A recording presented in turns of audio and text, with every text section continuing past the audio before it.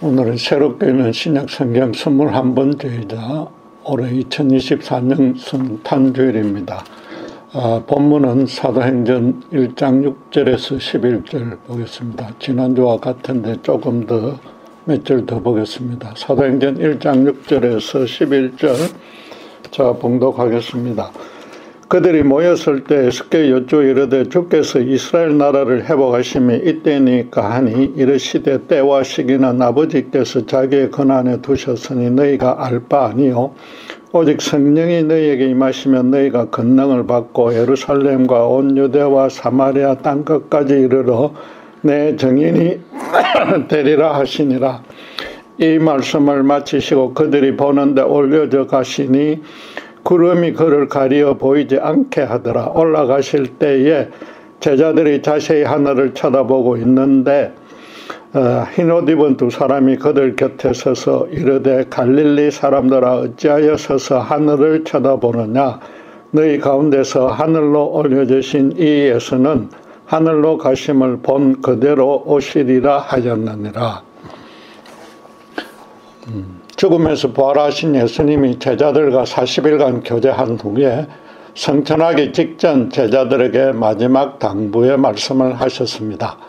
예루살렘을 떠나지 말고 당신의 증인으로 세워줄 성령의 오심을 기다리라고 했습니다. 그러면 빨리 성으로 돌아가야 함에도 제자들은 구름이 가려서 서성이 보이지 않는데도 하늘만 뚫어져라 쳐다보고 있었습니다. 성천하시는 모습이 너무 신기해서 자세히 보고 싶은 뜻도 있었을 것이나 그보다는 서성이 계속 땅에 남아 주었으면 하는 아쉬움이 더 컸기 때문일 것입니다. 그러자 옆에 서 있던 흰옷 입은 두 천사가 아마도 아리마다 요셉의 빈부듬이 있었던 그 두 천사일 것입니다. 그 두 천사가 갈릴리 사람들이 어찌하여 서서 하늘을 쳐다보느냐고 다그쳤습니다. 어서 빨리 주님의 당부대로 따르라는 추궁이었습니다. 갈릴리는 알다시피 북왕국 이스라엘이 지했던 사마리아 북쪽 변방으로 헬라 도시 데가볼리와 가깝습니다. 그래서 정통 유대인들은 갈릴리 출신을 이방인 취급했고 로마인도 식민지 이스라엘의 한 시골 사람들이라고 멸시했습니다. 두 천사의 추궁은 이제부터 너희는 더 이상 멸시를 받던 갈릴리 시골 사람처럼 행동하지 말라는 뜻이었습니다. 너희가 바로 세상을 완전히 뒤집어서 거룩한 하나님의 나라를 세울 주역이라는 것입니다. 그 일을 이제 여호와의 성전이 있는 예루살렘에서부터 당장 시작하라고 재촉한 것입니다. 천사들의 다그침을 받자 제자들은 번쩍 정신이 들어서 마가의 다락방에 120여 명이 모여서 간절히 기도했습니다. 제자들로서는 아직 주님이 왜 십자가에 죽고 또 부활했으며 나아가 성천하셨는지 어렴풋이는 알지만은 정확하게는 모르고 있었습니다. 자기들은 여전히 이스라엘이 현실적으로 회복되길 바랬는데 주님은 전혀 다른 방식의 회복을 기다리라고 하니까 과연 그 회복이 어떤 모습일지도 매우 궁금했을 것입니다. 주님의 약속대로 죄와 의와 심판에 대해서 깨우쳐줄 성령이 그 해답을 줄 것이므로 그 오심을 계속 기다렸습니다. 그 열흘 후에 유대의 3대 절기인 오순절에 맞춰서 성령이 불의 혀처럼 갈라지며 급하고 강한 바람 소리와 함께 강림했습니다. 성천하신 예수님을 대신해서 삼위 하나님이신 성령님이 이 땅의 모든 족속을 영적으로 주관 통치하시려고 온 겁니다. 특별히 하나님이 택하신 죄인을 새로운 피조물로 거듭나게 하여서 죄에서 구원해주는 사역을 행할 것입니다. 제자들도 성령을 받자 다윗 왕국의 영광을 재현하는 일은 뒷전이 되었고 십자가 복음만 전가하는 자로 완전히 바뀌었습니다. 가장 먼저 신기한 현상이 자신들에게 일어났습니다. 평생 배워보지 못한 지중해 각 나라의 방언으로 예수님의 죽음과 부활에 대해서 증언하기 시작했습니다. 골고다에서 그러면 나 살려라 하며 뿔뿔이 도망가기 바빴던 때와는 정반대가 되었습니다. 자기들 스스로 놀랄 정도로 가감하고도 담대하게 그리스도를 전가하기 시작했습니다. 주님의 약속대로 갈릴리 겁쟁이들에게 성령의 권능이 충만히 임해서 증인으로 세워진 것입니다.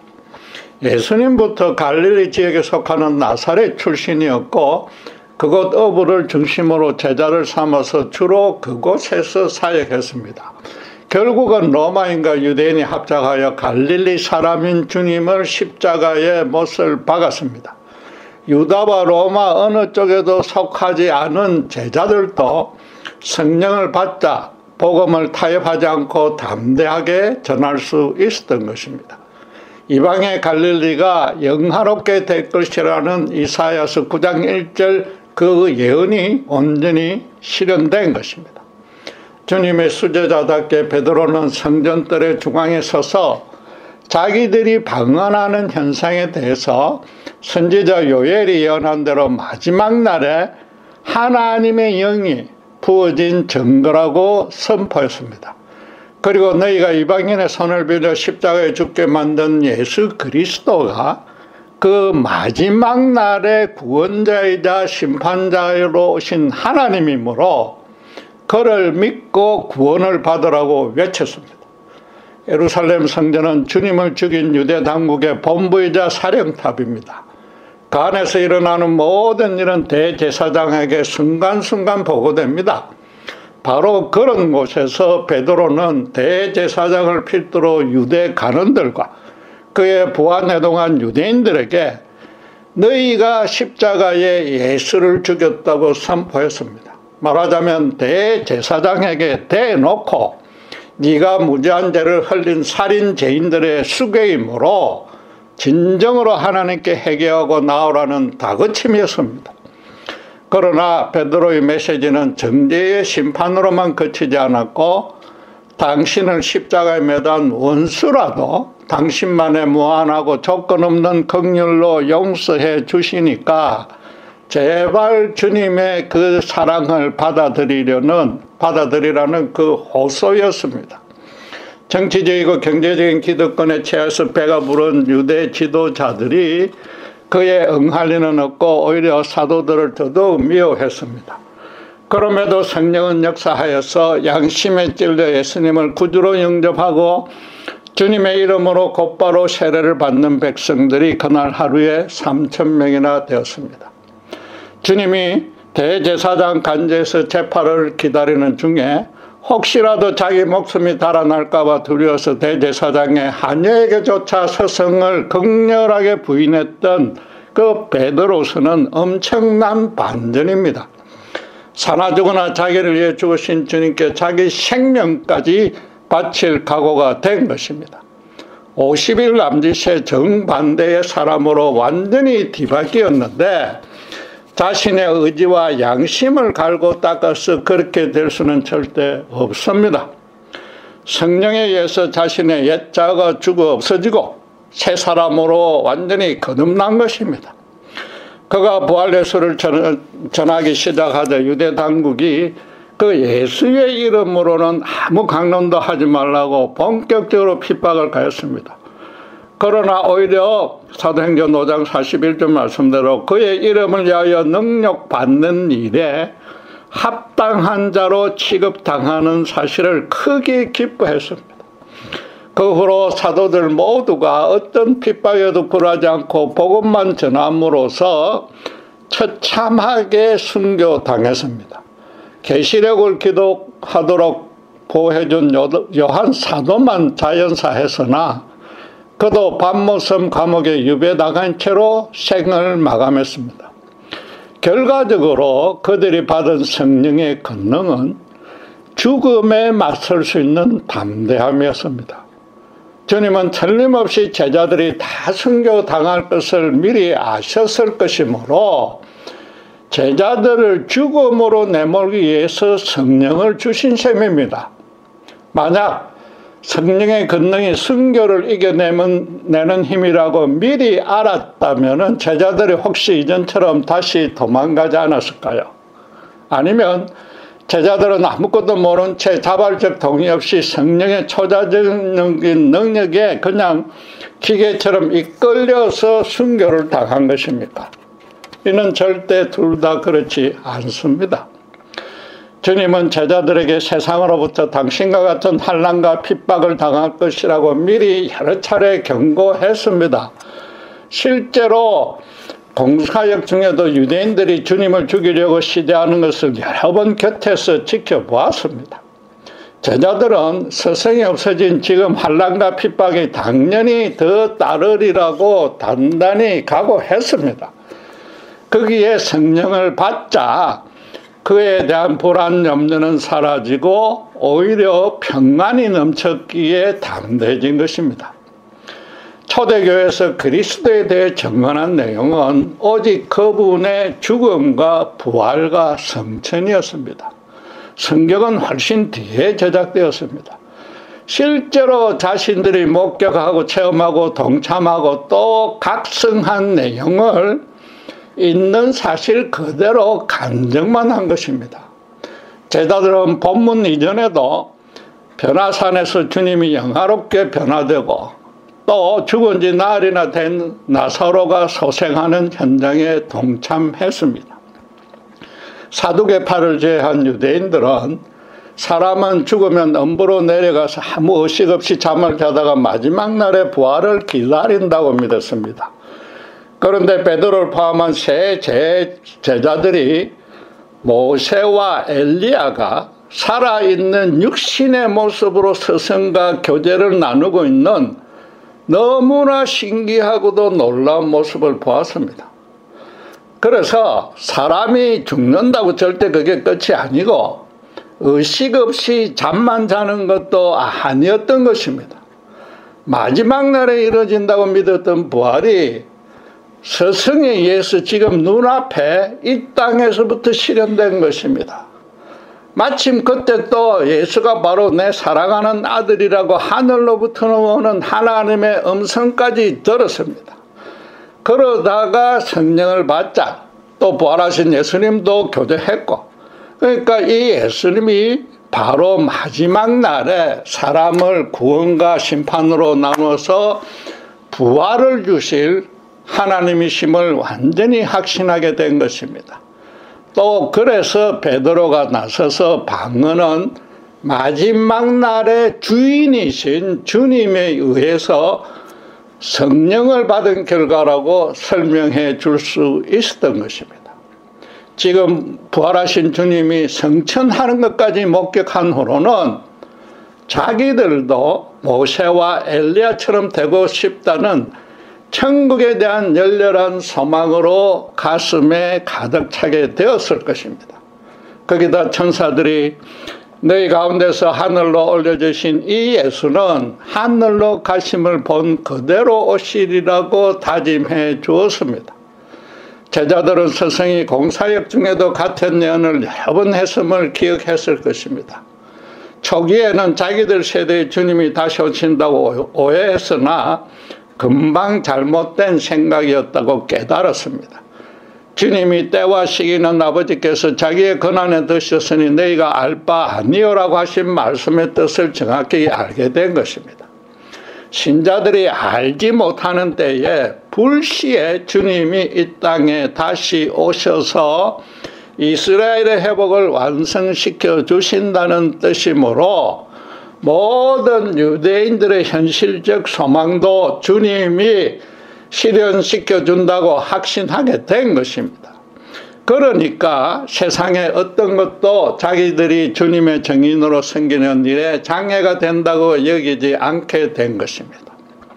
오순절에 오신 성령의 권능에 붙들린 초대교회 일반 신자들도 똑같았습니다. 맹수에게 산채로 묶이거나 나무에 묶여서 불에 타 죽을 때 오히려 감사의 찬양을 불렀으며 그 모습을 본 로마 시민들이 크게 찔림을 받았다고 전해지지 않습니까? 또 터키의 지하 동굴에서 수백 년을 견딜 수 있었던 것도 지금 죽어도 천국으로 올라가며 또 때가 되면 부활할 것이라는 확신 외에는 그 어떤 것으로도 설명이 불가능합니다. 사도행전 6장 15절에 스데반 집사가 최초의 순교를 당할 때 천국문에서 자기를 영접하는 예수님을 보고선 그 얼굴이 천사처럼 아름답게 변했지 않습니까? 변화산에서의 모세와 엘리야 같은 얼굴 모습이었을 것입니다. 하나님의 통치와 역사는 절대로 당신만의 일방적인 조정이나 강압적인 독재로 진행되지 않습니다. 당신의 모든 일에 성령의 선도적인 인도가 있지만은 반드시 신자의 자발적이고 기꺼운 순종을 통해서 이루어집니다. 그것도 신자가 성경에 계시된 하나님의 진리, 특별히 예수님의 십자가 복음의 경륜에 합당하게 반응할 때만 일어나는 법입니다. 제자들이 지금 하늘을 많이 쳐다본 까닭도 어쩌면은 이참에 자기들을 모세와 엘리야가 있는 하늘로 데려가 주길 바랬기 때문일 수도 있습니다. 변화산에서부터 베드로는 그곳에 장막을 짓고서 거주하길 원했지 않습니까? 주님이 우리를 구원하신 목적도 당연히 당신이 계신 천국으로 더 아름다운 장막을 미리 만들어 놓고 끌어올리려는 것입니다. 에녹이나 엘리야처럼 바로 그러지는 않고 이 땅에 당신이 다시 오실 때를 기다리라며 남겨두셨습니다. 그 이유는 오직 하나로 당신의 정인으로 살라는 것입니다. 천국을 소망하며 살아가는 자들의 삶이 얼마나 활기차고 아름다운지 이 땅만이 전부라고 믿는 세상 사람들 앞에 내보이라는 뜻입니다. 예수님이 단순히 죄에서 구원해 줄 목적이었다면 죽은 후에 당신께서 기뻐하셨던 자들을 낙원으로 이끌면 그만입니다. 그러나 성령은 이 땅에서부터 옛사람을 죽이고 새 사람으로 거듭나게 해주십니다. 신자들은 예수님을 믿어서 완전히 바뀌어진 새 사람으로 살아가라는 것입니다. 여전히 옛사람으로 살고 있는 주변 사람들에게 새 사람의 삶이 얼마나 의미와 가치가 있는지 온전히 보여주라는 겁니다. 무엇보다 그렇게 된 유일한 근거가 십자가 예수님의 사랑을 온전히 받아들였던 것뿐이라고 자신이 체험한 바대로 잘 설명해 주라는 것입니다. 그리스도의 증인으로 사는 삶을 바꿔 말하면 세상의 멸시와 박해에 굴복하는 것보다 그리스도와 함께 성령 안에서 교제 동행하는 삶을 포기하는 것이 너무 싫다는 뜻입니다. 천국을 지향하며 사는 것은 이 땅에서 사는 삶에서 어떤 의미와 가치도 절감하지 못하기 때문입니다. 예수님의 제자들에게 당신의 혈신삼이 너무 힘들고 고달퍼서 천국으로 도피하려는 의도는 없었습니다. 로마 세상의 세속적인 향락과 제약은 물론이고 음란한 우상숭배의 타락에 치를 떨었던 것입니다. 로마의 권력자들이 가난하고 신분이 낮은 자들을 착취하여 호의호식하고 약소국을 침략 정복해서 식민지로 만들고 그 백성들을 노예로 붙들어와서 자기들의 사치스럽고 안락한 삶에 그저 한 가지 물건 장식품으로 학대 소비하는 모습이 너무 싫었던 것입니다. 주님의 다시 오심이 점점 지연되었음에도 사도를 비롯한 초대 교인들은 차라리 그리스도의 이름으로 능력을 받았으면 받았지 당시의 세상 타락에 동조하고 타협하고 변질될 수는 절대로 없었던 것입니다. 아무리 고달프고 소요되고 박해를 받아도 주님과 말씀과 기도로 매일 친밀하게 교제하는 삶이 너무 좋았던 것입니다. 결국은 세상에서 아무 이름 없고 빛도 없었던 그 초대교회 교인들의 그 거룩한 삶이 이 세상 최고의 권력자인 로마 황제의 항복을 얻어냈지 않습니까? 이스라엘 나라의 현실적 회복이 주님의 당부대로 그리스도의 증인으로 살았더니 비록 시일은 늦어졌지만 부분적인 모습으로 이루어진 것입니다. 여러분 오해는 마셔야 됩니다. 신자도 당연히 세상에서 살아야 하므로 아름다운 가정을 이루고 건실한 직업을 갖고서 최대한 성실하게 열심히 즐겁게 살아야 됩니다. 돈도 열심히 벌고 현 세대의 발전된 문명의 혜택도 누려야 합니다. 그러나 처음부터 끝까지 오직 하나님의 방식으로 돈을 벌고 써야 합니다. 무엇보다 그리스도의 증인으로 살아가려면 평생토록 천국 소망이 확실하고 뜨거워야만 합니다.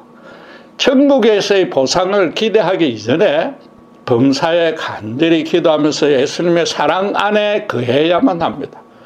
성령의 보호와 인도를 받는 기쁨을, 최소한 세상이 흔들 수 없는 평안을 충만하게 누려야 합니다. 그래서 무슨 일을 하든지 하나님의 영광을 높이고 그리스도의 거룩한 이름을 증명하는 모습이 드러나야 되는 겁니다. 윌리엄 바클레이라는 신학자가 주님이 정말로 다시 오신다면 이건 엄청난 의미를 지닌다고 했습니다.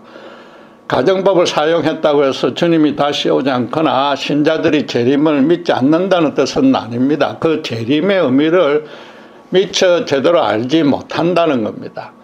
예수님의 재림에서 가장 중요한 점은 그 사건의 그게 인류의 종말이 아니라 그로 인해서 지금 현 세대의 인류가 나아갈 방향을 결정하게 된다는 뜻으로 말한 겁니다.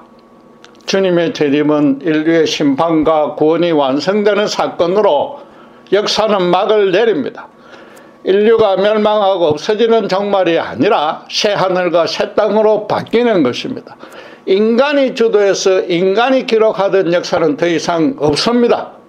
현재의 이 땅과 정반대로 너무나 아름답고 진실하며 선한 세상이 됩니다.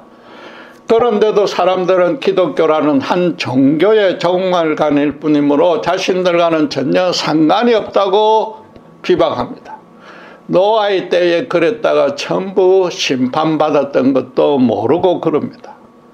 인류 전체로 따지면 재림이 새하늘과 새 땅으로 궁극적인 완성이 되나 개인적으로는 자신이 죽어서 천국 가는 순간이 자기 인생의 종말로 실질적인 재림인 셈입니다. 이 둘의 시기와 방식은 절대적으로 하나님이 결정하고 시행하십니다. 역사의 종말이 있기에 인류는 앞으로 나아갈 방향을 바르게 정해야 하듯이 천국이 있기에 신자 개인도 정말로 어떻게 살아야 할지 정해야 합니다.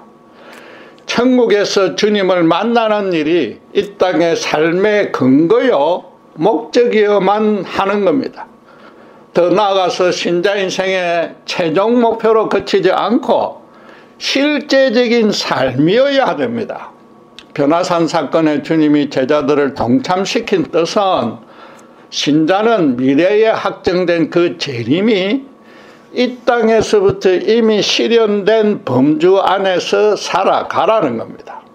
신자는 천국을 이미 소지한 자고, 그러니까 그 소지한 자답게 범사에 감사하고 항상 기뻐해야 됩니다. 현실 삶이 고달파서 그 감사와 기쁨을 해방 안에 들면 쉬지 말고 기도하면 됩니다.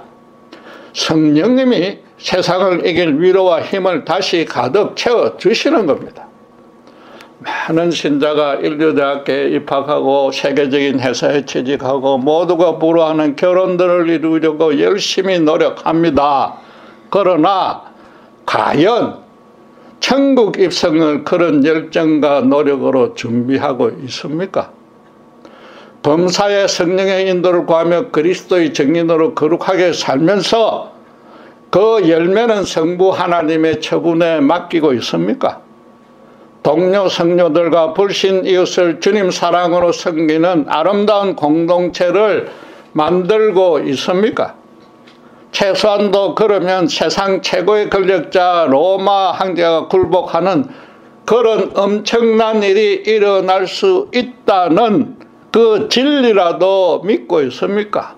알고는 있습니까? 예수님은 분명히 당신의 정인으로 살라고 했습니다. 단순히 기독교라는 종교나 특정 교회의 정인으로 사는 것과는 차원이 전혀 다릅니다. 예수님이 어떤 분이며 이 땅에서 어떻게 살았으며 어떤 일을 통해서 어떤 결과를 이뤄냈는지 세상 앞에 말이 아니라 삶으로서 증명해야 됩니다. 공사역 중에 주님이 사람들을 대하는 모습과 끝까지 원수까지 사랑하며 기도해주고 마지막으로 당신의 목숨을 세상 사람 앞에 내어주었던 그런 삶이어야 되는 겁니다. 초대교인들과 사도들은 천국을 소망하면서 천국만을 향해서만 걸어갔기에 당당하게 예수님처럼 걸을 수 있었습니다. 안타깝게도 예수님을 믿고 따르며 심지어 성령으로 새 사람으로 거듭난 신자임에도 아직도 갈릴리 시골 사람처럼 하늘만 쳐다보고 있는 신자가 꽤 있습니다. 예수를 믿어서 구원받았긴 하지만 평생을 두고 그 은혜만 죽도록 붙들고 있는 신자입니다. 주님은 당신이 다시 오실 때까지 당신의 정인으로서 딴 것까지 가라고 분명히 명했음에도 골고다 언덕 주위에만 계속 서성거리는 겁니다. 물론 신자가 되었으므로 주님의 일을 하고는 싶으는 하나 구원해 주고서도 왜 이런 고난만 겪게 해서 그 일을 못하게 하느냐는 의심과 불만에 묶여 있는 겁니다. 또는 자기만 높이려는 원죄하의 본성에 계속 져서 넘어지므로 그저 저를 불쌍히 여겨달라는 간구만 합니다. 이처럼 골고다 언덕에 머무는 것은 이미 지나온 뒤만 뒤돌아보는 신앙입니다. 아리마대 요셉의 빈 무덤을 지나서 앞으로 한 발이라도 나아가야만 참 신앙입니다. 매일 아침 주님이 성천하신 이 감난산 언덕에 서서 천사로부터 갈릴리 사람아 왜 하늘만 쳐다보느냐는 그런 다그침을 받아야 합니다. 주님은 절대로 신자가 당신의 긍휼만 바라고 엎드려 있게 하려고 십자가에 죽지 않았습니다. 이 땅에서부터 천국 안에서 살라고 죽으신 것이며 그래서 오순절에 성령의 권능을 입혀준 것입니다. 성령은 신자가 하나님의 일에 헌신하는 동안에는 끝까지 보호해 주십니다.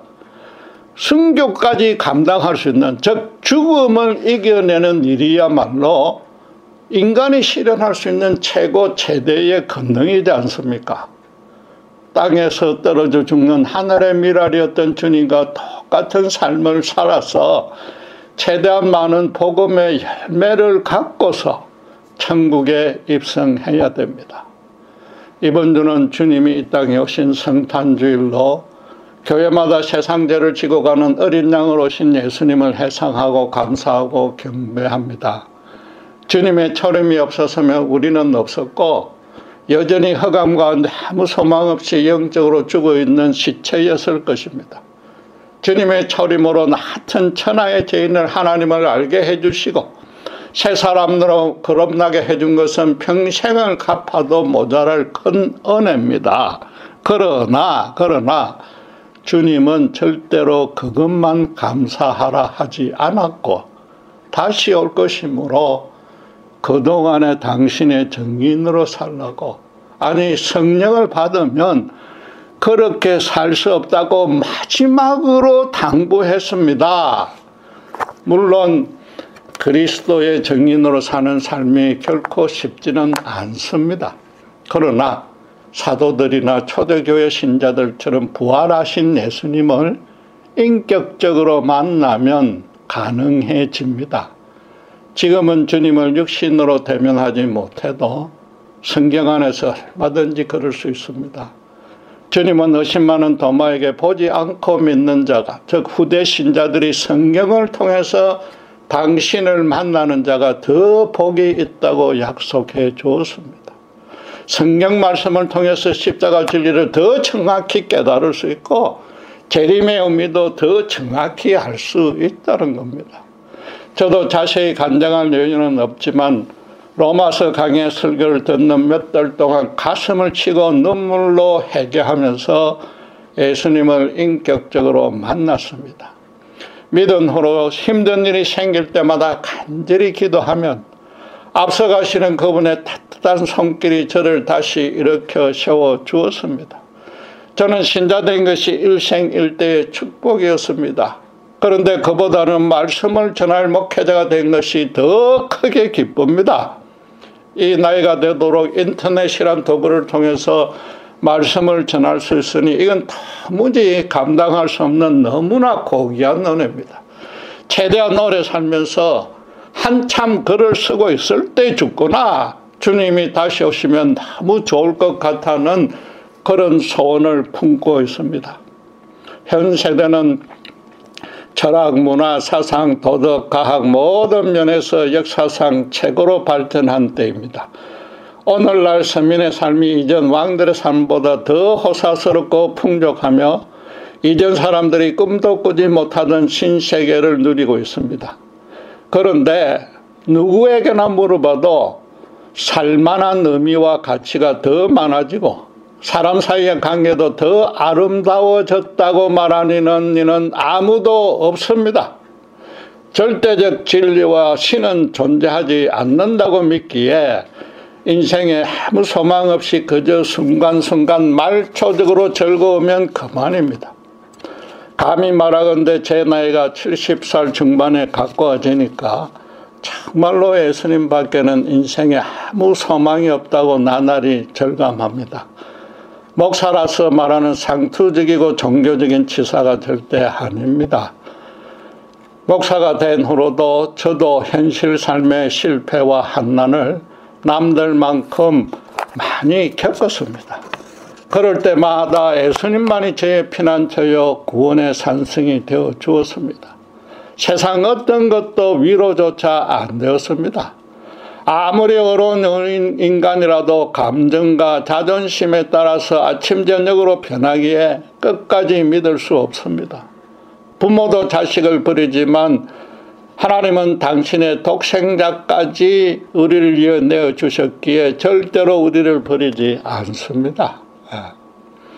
인간은 그분께 언제든지 원수가 될 수 있으나 하나님은 태초부터 영원까지 절대로 하나님 쪽에서 인간과 원수되는 법은 없습니다. 그래서 지금 저는 뒤를 돌아보는 시간마저 아깝습니다. 복음을 전하는 일도 아주 소중하지만 개인적으로 아침마다 말씀과 기도로 주님의 호흡을 함께 느끼고 성령의 조명으로 성경의 진리를 깊이 깨닫는 것이 너무 즐겁고 가슴이 벅찹니다. 신자 모두가 말씀 사역자가 되어야 한다는 뜻은 아닙니다. 정말로 천국을 지향하며 살아가느냐가 예수 믿은 후에 신자의 정체성이자 삶 전체가 되어야 한다는 겁니다. 바울처럼 뒤에 것은 잊고서 앞만 보고 바라보고 걸어가는 신자가 되어야 됩니다. 초대교회 신자들처럼 천국과 부활과 주님의 재림을 확신한다면 세상 어떤 것도 두렵지 않게 될 것입니다. 성령의 권능은 죽음도 불사하게 만들지만 그 전에 죄로 타락하고 영적으로 혼탁해진 세상부터 너무 역겹고 싫어지게 만들어줍니다. 그래서 영원히 살아계신 주님과 말씀과 기도를 통해서 깊고도 친밀한 교제로 이끌어 주시는 겁니다. 그 결과 자연스럽게 아직도 세상의 구정물 속에 빠져 허덕이는 주변 영혼들을 보면 예수님을 소개해 주고 싶은 마음이 생기게 되는 겁니다. 초대교회 당시는 재림을 너무 성급히 기다린 것이 문제나 지금은 아예 먼 미래로 마치 없는 것처럼 밀어낸 것이 더 큰 문제입니다. 엄밀히 말해서 예수님의 십자가 구원과 신자의 성령으로 거듭난 것은 이미 지난 과거의 일입니다. 구원 후로는 이 땅에 도래한 천국 안에 거하면서 그 천국을 조금씩 더 많이 침탈하며 살아야 합니다. 이번 주에 주님의 초림만 기념하면 반쪽 성탄절이 되고 재림도 열렬히 소망하고 실천해야만 완전한 성탄절이 될 것입니다. 기도하겠습니다. 지금 이 시간 천국과 주님의 재림의 소망을 두고 그 바탕 위에 내 인생의 좌표를 정하고 있는지 다시 한번 되돌아보기를 원합니다. 혹시라도 현실 삶의 고달픔이 그런 확신과 소망과 열정을 무디게 했다면 성령님 다시 한번 충만히 임재하고 역사하여서 세상 앞에 이미 천국을 소재한 자로 살 수 있도록 세워주시옵소서. 그리하여 아침마다 말씀과 기도에 집중하며 그런 정인의 삶으로 평생을 살아갈 수 있도록 저희들을 축복해 주시옵소서. 감사합니다. 우리 주 예수 그리스도 이름으로 기도드렸습니다.